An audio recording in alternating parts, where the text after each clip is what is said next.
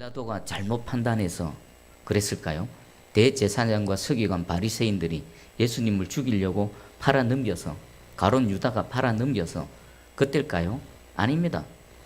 예수님께서 이 땅에 오시고 죽으시고 다시 사시고 결정은요, 아담이 에덴 동산에서 범죄하는 그 순간에 결정되어졌습니다. 하나님의 계획이 범죄하는 순간에 이 아담과 아담의 후손들을 구원하시기 위한 하나님의 계획은 그때부터 세워졌다가 하나님의 때에 예수 그리스도 육신을 입고 이 땅에 오셔서 또 때가 되매 십자가에 죽으셔서 죄의 문제를 해결하시고 때가 되매 죽은 자 가운데 다시 살아나셔서 저와 여러분의 영원한 생명이 되신 겁니다.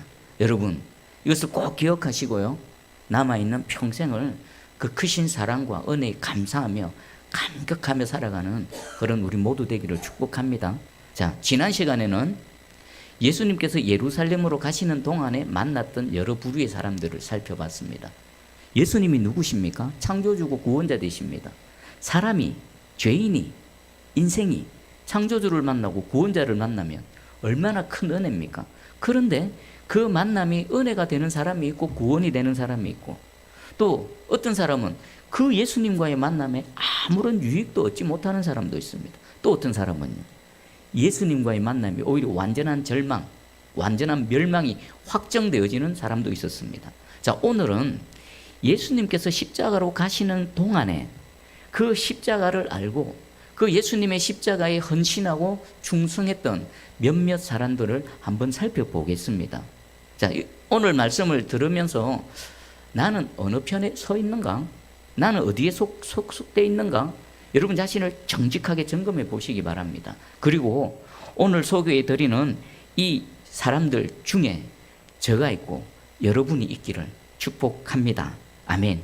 오늘 먼저는 예수님이 예루살렘으로 입성하실 때 타고 간 짐승이 있습니다. 뭡니까? 나귀 새끼입니다. 오늘 나귀 새끼. 그런데 이 나귀 새끼가 예수님께로 오는 과정, 그리고 나귀의 주인, 행동했던 이 모든 것들이 조금은 정상적이지 않습니다.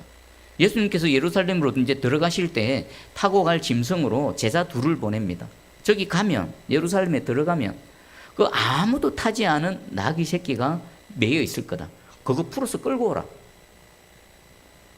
그 명령을 받은 제자 둘의 그 마음은 어떨까요? 황당하지 않겠습니까? 아니, 그 누구 건 줄 알고 그냥 가서 무작정 풀어서 끌고 온단 말입니까? 그런데 역시 제자들은 제자입니다. 그 황당하고 이해 안 되는 예수님의 말씀에 순종해서 갑니다. 여러분, 이 시점, 이 관점에서 여러분 자신을 돌아보십시오. 여러분이 만약 이 제자 둘 중에 한 명이었다면 어떻게 반응했겠습니까? 대부분의 질문이 나오지 않겠습니까? 예수님, 그 주인이 있을 건데요. 그 우리 모르는 사람, 예수님 혹시 무슨 조치를 취해 놓으셨습니까? 여러 질문이 나올 수 있는데 이 제자들은 이런 방구 말도 없이 아멘하고 돌아서서 이해는 안 되지만 순종하며 나아갔습니다. 그리고 가서 어떻습니까? 그 예수님이 타고 입성하실 나귀 새끼를 끌고 왔습니다. 여러분, 하나님의 일이 저와 여러분을 통해서 이루어질 때는 반드시 두 가지 관문을 통과해야 됩니다. 하나는 믿음의 관문입니다. 이해가 안 되는데 믿고 하는 겁니다. 그리고 두 번째는요, 순종하는 겁니다. 하나님의 능력이 저와 여러분을 통해 나타나는 첫 스타트는요, 믿음입니다. 믿음 있는 자를 통해 하나님께서 역사하십니다. 그리고 그 믿음을 통해 하나님이 하시는 일이 드러나고 완결이 되려면 그 다음에 뭐가 있어야 됩니까? 순종이 있어야 됩니다. 믿음과 순종이 없으면요, 아무 일도 안 일어납니다.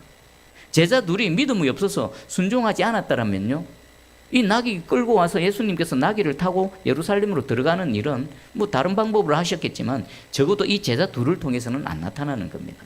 자, 여러분, 하나님의 하시는 일이, 하나님의 크신 능력과 은혜가 여러분의 삶을 통해서 나타나기를 소망합니까?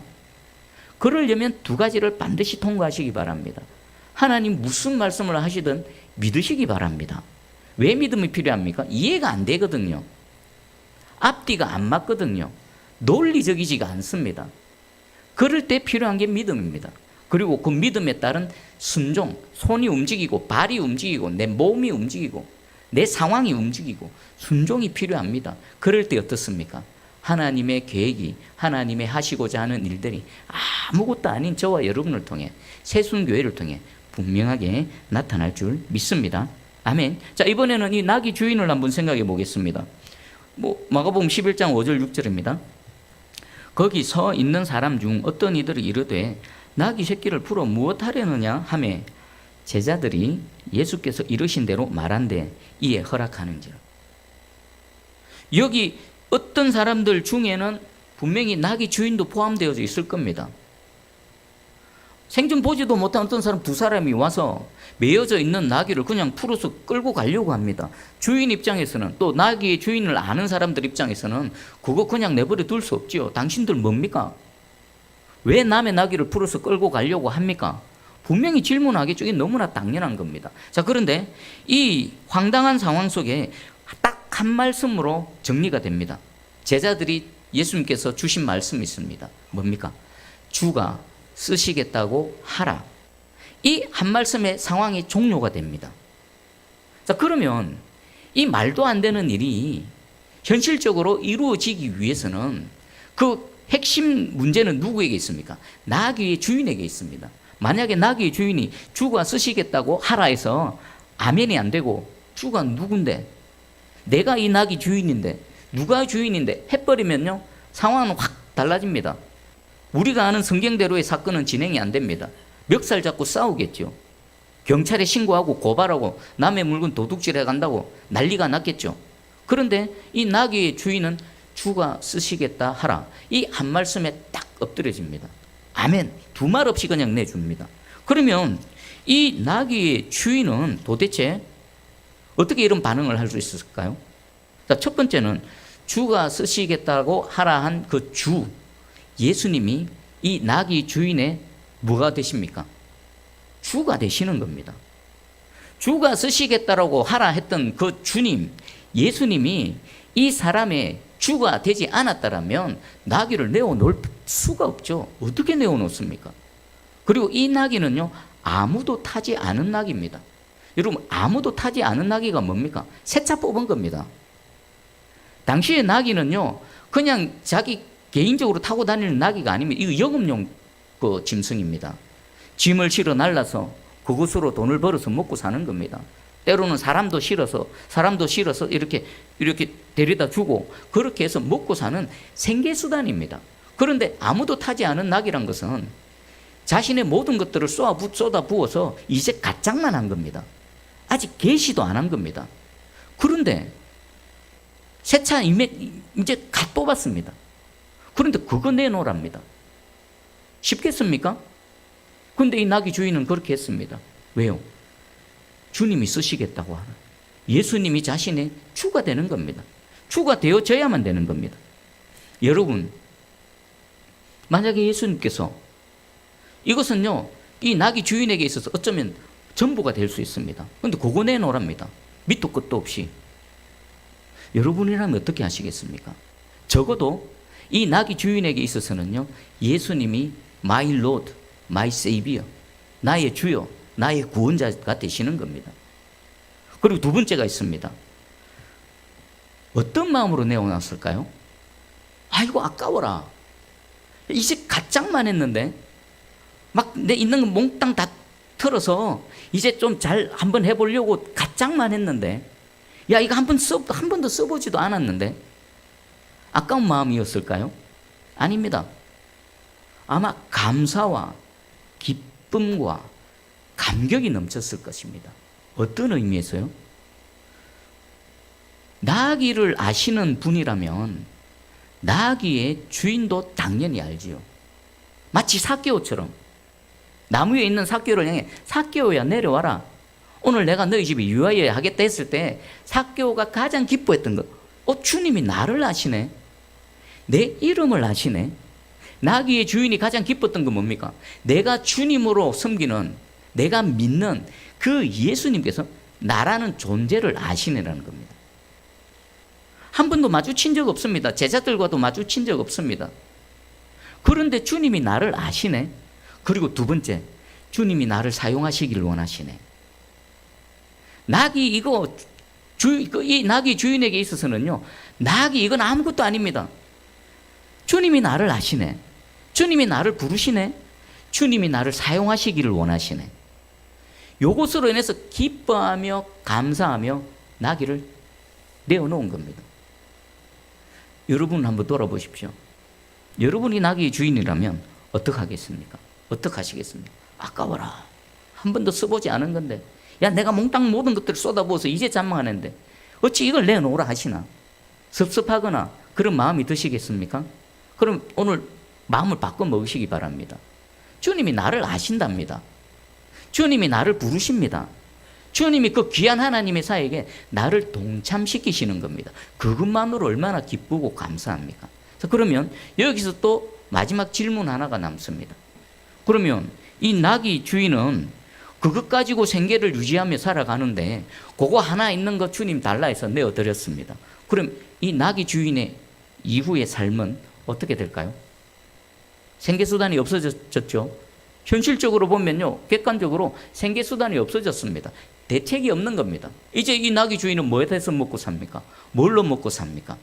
성경에는요, 뒤에 그 내용이 없습니다. 그냥 예수님께 내어드리고 예수님은 그 나귀 타고 예루살렘 입성할 요것밖에 없습니다. 나귀 주인은 사라졌습니다. 그럼 이후에 나귀 주인의 삶은 어떻게 되어졌을까요? 기록이 되어져 있지 않아서 우리는 알지 못하지만 분명히 알 수 있는 게 있습니다. 하나님께서 주를 위해서 헌신하며 충성하며 자신의 가장 귀한 것을 아낌없이 내어놓은 이 나귀 주인의 삶을 어떻게 하셨을까요? 책임져 주신 겁니다. 어떤 식으로 모릅니다. 하지만 분명히 책임져 주셨습니다. 제가 새벽 기도 시간에도 말씀드렸는데, 제가 언젠가 예루살렘에 성지 순례를 가면요, 내가 가이드를 통해서든지 어떤 수단을 통해서든지 이 나귀 주인의 후손을 한번 찾아볼 겁니다. 2000년 전에 주가 쓰시겠다는 단 한 말씀에 두말 없이 자신의 가장 귀한 것을 아낌없이 기뻐하며 감사하며 내어놓았던 그 주인의 후손이 분명히 예루살렘 어딘가에는 살고 있을 건데, 할 수만 있으면 찾아보길 원합니다. 왜요? 이게 궁금한 겁니다. 그 후손들은 알 거 아닙니까? 그 뒤에 그 자신의 조상, 주가 쓰시겠다는 말에 나귀를 주께 드렸던 그 조상의 삶이 어떠한지, 그리고 2000년이 지나면 몇 대가 흘렀을까요? 수십 대가 흐르는 동안에 그들의 가문에 하나님께서 어떤 은혜를 베풀어 주셨는지 제가 직접 눈으로 확인하기를 원합니다. 여러분 어떻습니까? 여러분 어떨 것 같습니까? 나중에 한번 주님 품에 가거든 이 나귀 주인 한번 찾아보십시오. 그리고 어떻게 되었는지 한번 질문해 보시기 바랍니다. 어떤지는 무슨 방법으로 어떤 식으로인지 모르지만 분명한 한 가지는 하나님께서 책임져 주셨다. 그 당사자뿐일까요? 그 가문을 책임져 주셨다. 당대뿐일까요? 천대까지 은혜를 베풀어 주셨다. 아멘. 믿으시기 바랍니다. 그러면 이 은혜를 입으시기 원합니까? 그러면 어떻게 해야 될까요? 지금 현재의 믿음에서 여러분 순종함으로 주님 앞에서 살아가시기를 축복합니다. 여러분 개인의 삶은 여러분 개인에게만 해당되는 게 아닙니다. 여러분 한 사람이 하나님 앞에 어떻게 믿음과 순종으로 사느냐에 따라서 여러분 가문이 달라질 겁니다. 여러분 가문이 믿음의 가문, 복된 가문, 하나님께서 붙드시고 높이 들어서 쓰시는 그런 가문이 될 줄 믿습니다. 그리고 당대일까요? 당대뿐만 아닙니다. 3대, 4대, 5대, 6대 주님 다시 오시는 그날까지 주께서 그 가문을 붙드시고 사용하실 줄 확실히 믿습니다. 이 은혜가 넘쳐나는 여러분 개인과 여러분 가정과 여러분 후손 되기를, 또 우리 새순교회 되기를 간절히 소망하고 축복합니다. 아멘. 이번에 두 번째입니다. 제가 14장 3절 읽어드립니다. 마가복음 14장 3절입니다. 예수께서 베다니 나병 환자 시몬의 집에서 식사하실 때에 한 여자가 매우 값진 향유 곧 순전한 나드 한 옥합을 가지고 와서 그 옥합을 깨뜨려 예수의 머리에 부으니. 아멘. 지금 이 시점은요 6월절 이틀 전입니다. 6월절 이틀 전이면 어떻습니까? 예수님 이제 십자가에서 죽으시기 이틀밖에 안 남았습니다. 바로 그 직전에 한 여인이 식사하고 계신 예수님 앞에 나와서 다짜고짜 향유 옥합을 깨뜨려서 예수님 머리에 붓습니다. 근데 이 향유옥합은요 아주 값진 겁니다. 1년치 연봉이 됩니다. 여러분 장면을 상상해 보십시오. 예수님 식사하고 계신데 갑자기 한 여인이 1년 연봉치 되는 무언가를 가지고 와서는 거기서 깨트려 버리고 쏟아버립니다. 수천만 원은 되겠죠. 한순간에 쏟아버립니다. 왜 그랬을까요? 먼저는 이 모습을 본 사람들의 반응을 보겠습니다. 마가복음 14장 4절 5절입니다. 어떤 사람들이 화를 내어 서로 말하되 어찌하여 이 향유를 허비하는가? 이 향유를 300데나리온 이상에 팔아 가난한 자들에게 줄 수 있었겠도다 하며 그 여자를 책망하는지라. 그 모습을 지켜본 제자들입니다. 제자들과 예수님을 따르는 무리, 이들은 누굽니까? 지금 예수님이 왕이다 하고 예수님 따라서 예루살렘으로 지금 들어왔던 사람들입니다. 그들이 이 여인의 행동을 보고 뭐합니까? 화를 냅니다. 첫 번째. 그리고 아까워합니다. 아이고 아까워라. 그 귀한 거, 그 값진 거. 그리고 여인을 책망합니다. 먼저는 화를 냅니다. 그거 지 겁니까? 여인 자기 것 가지고 자기 마음대로 하는데 지 것도 아닌데 왜 화를 냅니까?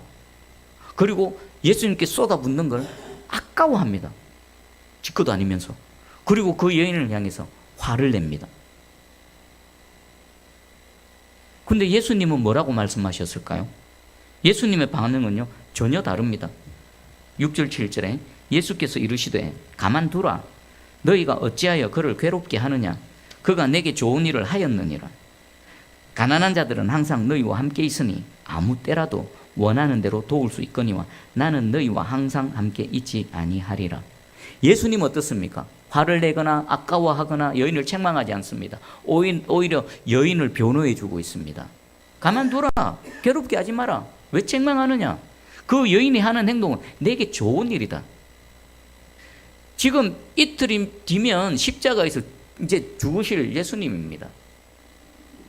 비록 아버지의 뜻에 순종해서 그 십자가를 지고 십자가에서 죽어가셨지만 예수님도 그 십자가 앞에서 부들부들 떠셨습니다. 그 모진 고난과 육체적인 고통뿐만 아니라 정신적 고통과 하나님으로부터 버림받는 그 영적인 고통을 감수해야 되는 그 십자가 앞에 예수님도 매우 고민했습니다. 근데 아무도 모릅니다. 아무리 말을 해도 아무도 못 알아듣습니다. 그런데 이 여인은 알아들은 겁니다. 예수님이 그 십자가로 가시는구나. 이제 이틀 뒤면 그 일이 일어나는구나. 하나님이신 저분이 나를 위해 죽으시는구나. 내가 죽어야 되는데 저분이 나를 위해 십자가에서 죽으시는구나. 제자들은 모르는데 이 여인은 아는 겁니다. 예수님 그걸 아셨던 겁니다. 그래서 8절 9절 그는 힘을 다하여 내 몸에 향유를 부어 내 장례를 미리 준비하였느니라. 여인은요 아무런 말도 하지 않습니다. 변호도 하지 않습니다. 내가 왜 이런 일을 하는데 예수님이 이제 이틀 뒤면 십자가에서 죽으시는데 왜 제자들이라는 당신들은 그것도 모르고 있습니까? 그래서 내가 나라도 뭔가를 해드려야 될 것 같아서 나의 가장 값지고 귀한 향유옥합을 예수님의 장례를 위해서 내가 깨트립니다. 아무런 말도 하지 않습니다. 그런데 예수님은 여인의 마음을 아시고요 지금 제자들에게 말하고 있습니다. 그리고 복음이 전파되는 곳마다 이 여자가 행한 일도 말하여 그를 기억하리라.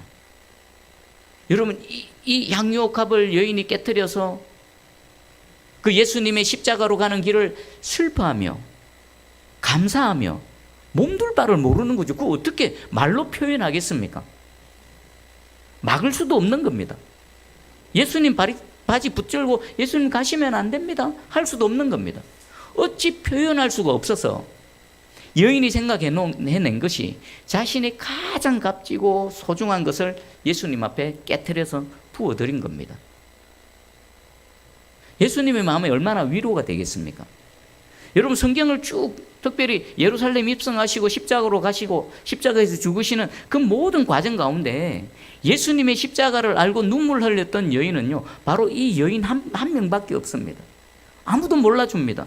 모두가 다 버리고 외면하고 멸시하고 예수는 버려버리고 도망가 버립니다. 근데 이 여인만 예수님 십자가를 알고 그 앞에서 엎드려 경배하는 겁니다. 예배하는 겁니다. 예수님의 마음에 얼마나 위로가 됐겠습니까?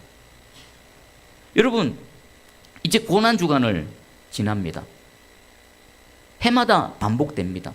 그런데 사실요, 이 고난주간만 예수님의 고난을 생각해서는 잘못된 겁니다.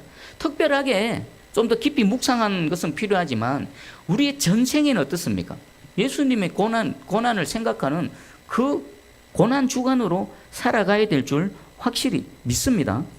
여러분, 이 여인이 향유옥합 1년치 연봉이나 되는 거 한꺼번에 깨뜨려서 그냥 쏟아 부었다라고 한들, 이게 십자가에서 우리를 구원하시기 위해 치르신 예수님의 희생과 대가에 비하면요, 뭐가 되겠습니까? 먼지에 먼지도 안 됩니다. 저와 여러분이 내가 예수를 믿습니다, 내가 주를 위해 헌신합니다, 주님의 몸된 교회를 위해서 이것도 하고 저것도 했습니다, 그거 십자가 앞에 갖다 대면요, 뭐 되겠습니까? 태평양 바닷물에 물 한 방울이라도 되겠습니까? 안 됩니다. 어림도 없습니다. 우리는 아무 말도 못합니다. 예수님의 십자가 앞에서는요, 우리는 아무 말도 못합니다. 그저 입 닫고요, 그 앞에 그냥 무릎 꿇는 것 말고는 할 수 있는 게 없습니다. 여러분, 이 여인에게 있어서 향유 옥합은요, 아무것도 아닙니다. 그리고 예수님 입장에서는요, 향유 옥합이 그게 기뻤을까요? 예수님은 향유 옥합에 관심 없습니다.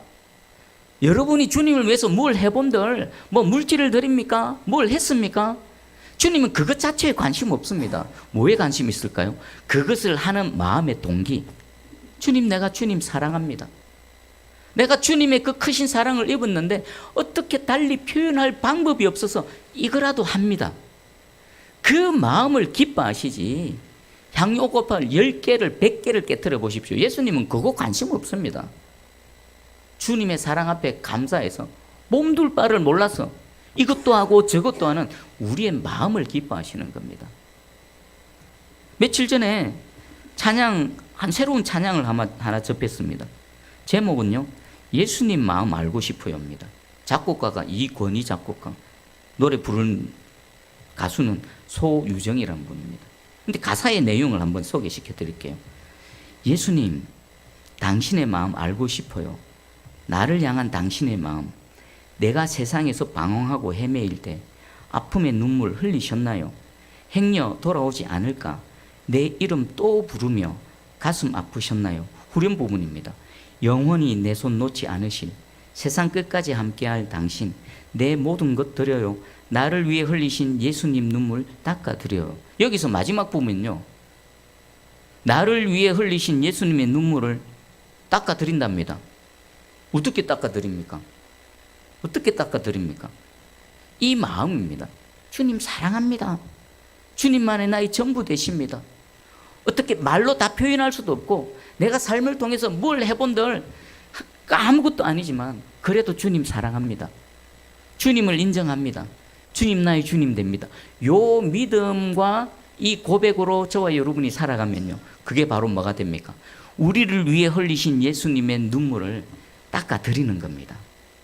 여러분, 이 가사의 고백대로 이 향유옥합을 깨트려 올려드린 이 여인의 향유옥합에 여러분 집중하지 마시고 그것을 깨트려 드릴 수밖에 없는 그 여인의 마음과 사랑의 고백, 그 마음이 저와 여러분의 마음이 되기를 축복합니다.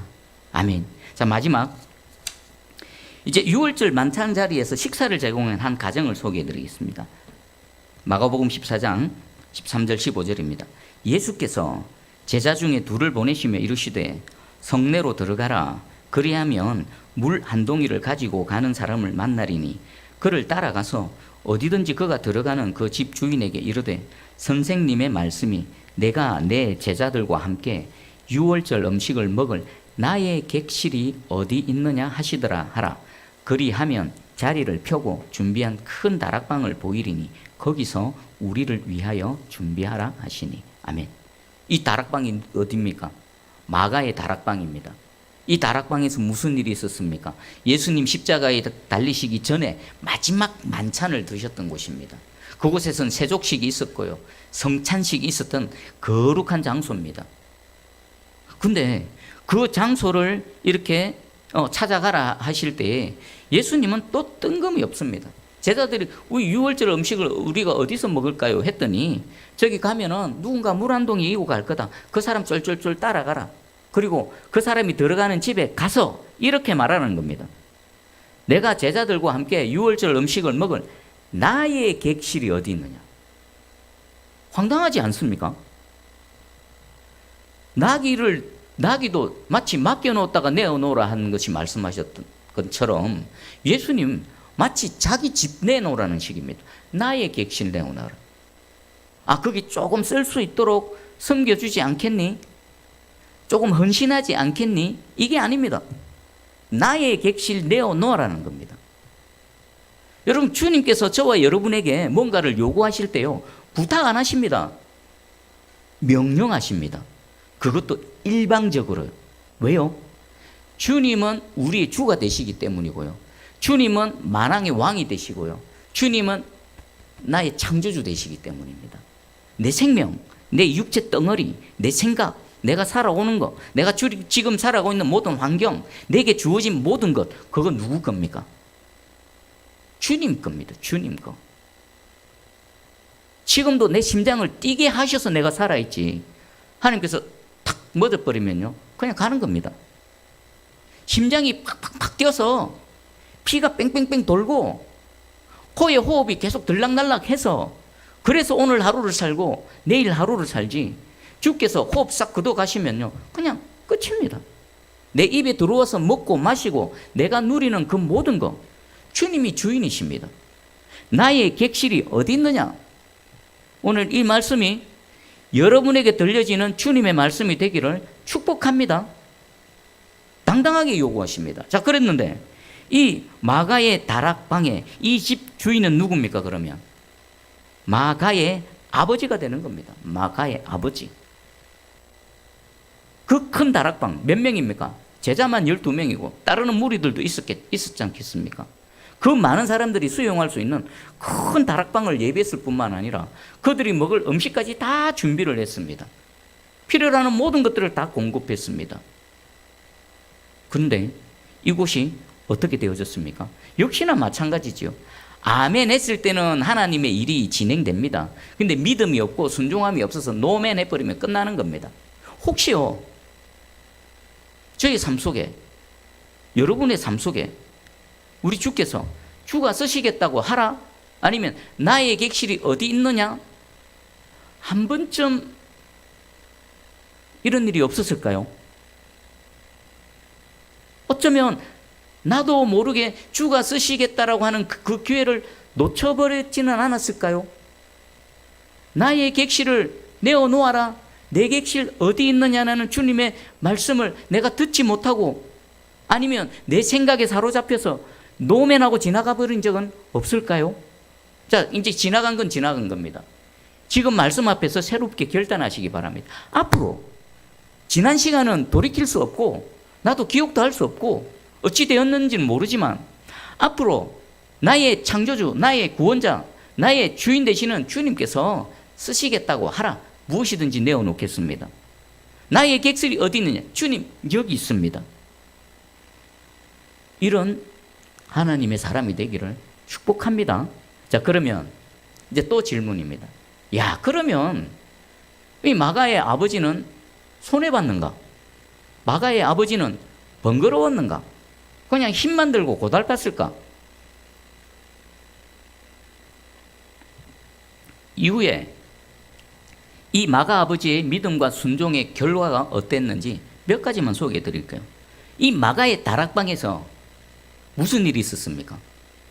주님 약속하셨던 오순절 성령 강림 사건이 이곳에 임했습니다. 여러분, 우와, 눈이 번쩍 뜨이지 않습니까?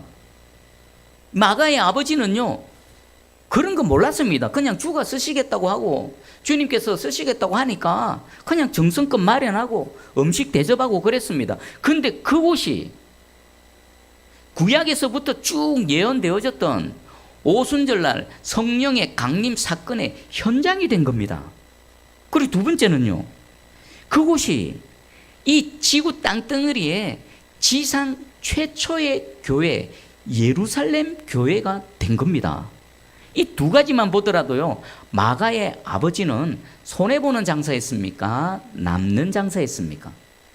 상상도 하지 못하는 방 하나 내어놓고 음식 조금 대접하고는요, 이 인류 역사상 하나님의 이 역사 가운데 가장 큰 은혜를 입은 겁니다. 하늘 문이 열리고 성령이 물붓듯이 부어진 겁니다. 그리고 그곳에 주님의 몸된 최초의 교회, 예루살렘 교회가 세워졌습니다. 얼마나 대단한 은혜입니까? 거기다가 마가의 아버지 마가는 또 어떻습니까? 마가복음을 기록한 저자 마가, 비록 그 기공자로 자라서 바울과 이렇게 선교 여행 다니다 너무나 힘들어서 도망치긴 했지만 하나님께 끝까지 인생을 평생을 귀하게 쓰임받았던 바로 그 마가가 그냥 마가가 됐을까요? 마가의 아버지가 있으니까 우리가 아는 마가가 된 겁니다. 여러분이 이 마가의 아버지가 되시기를 축복합니다. 그러면요, 이 일은요, 이 시대도 지금 이때도 동일하게 일어날 줄 믿습니다. 여러분이 나의 객실이 어디 있느냐? 아멘. 자, 이걸 안다면요, 진짜 이게 참이고 이게 진짜고 이 은혜가 지금도 계속해서 반복되어짐을 안다면요, 주께서 나의 객실이 어디 있느냐라고 여기 딱 문 열고 들어오셔서 나의 객실이 어디 있느냐라고 한다면 여러분 어떻게 반응하겠습니까? 미친 듯이 달려나가요. 주여, 여기 있습니다. 여기 있습니다. 여기 있습니다. 모르면요, 객실은 무슨 객실? 여러분, 이게 진짜 믿어지십니까? 손해보는 것 같습니까? 우리 하나님은요, 어린아이 손에 붙들려 있는 그 사탕 빼들어 먹는 분이 아니십니다. 믿음을 보시고요, 헌신을 보시고요, 사랑을 확인하시고요, 기뻐하셔서 그곳에 찾아가시고 그곳에서 역사하시고 그곳에서 하나님의 영광을 나타내 보일 줄 믿습니다. 오늘 세 사람 소개해드렸습니다. 나귀의 주인, 그 크신 사랑 앞에 도저히 어찌할 바를 몰라서 겨우 생각해놓은 게 자기 가장 귀한 거 깨트려서 주님 앞에 쏟아 부은 거, 그리고 마지막 주님의 만찬 자리를 제공해 드렸던 이 마가의 아버지, 그리고 마가의 집안에 베풀어 주신 하나님의 은혜, 이것은요, 요 기록되어진 이들에게만 한정되고 끝난 게 아니라 지금도 계속해서 이 일은 일어나고 있는 줄 믿습니다. 누군가는 나귀의 주인의 은혜를 지금 입고 있습니다. 한국 교회 수많은 성도들 중에 누군가는 은혜를 입고 있고요, 누군가는요, 이 향유 옥합을 깨트린 은혜를 입고요, 누군가는 주님의 그 쓰실 것을 내어놓아서 그 가문이 대대손손 하나님의 영광을 나타내는, 그리고 그 가문이 또 다른 교회가 되어지는 이 일들은요, 계속해서 일어나고 있습니다. 이 주인공이요, 제가 되기를 간절히 소망합니다. 이 주인공이요, 여러분이 되기를 간절히 소망합니다. 좀 더 크게 아멘 하시죠. 이게 보통 은혜입니까? 어차피 우리는 살다 죽습니다. 이 땅에서 성공하고 기록해 뭐가 남습니까? 아무것도 안 남습니다. 근데 여기에 기록된 거는요, 성경에 기록되어졌을 뿐만 아니라 하나님의 나라에 영원토록 기록되어지는 겁니다. 이 은혜를 입으시기를, 이 은혜를 입는 우리 새순교회 모든 성도들 되기를 주님의 이름으로 축복합니다. 아멘. 기도합니다.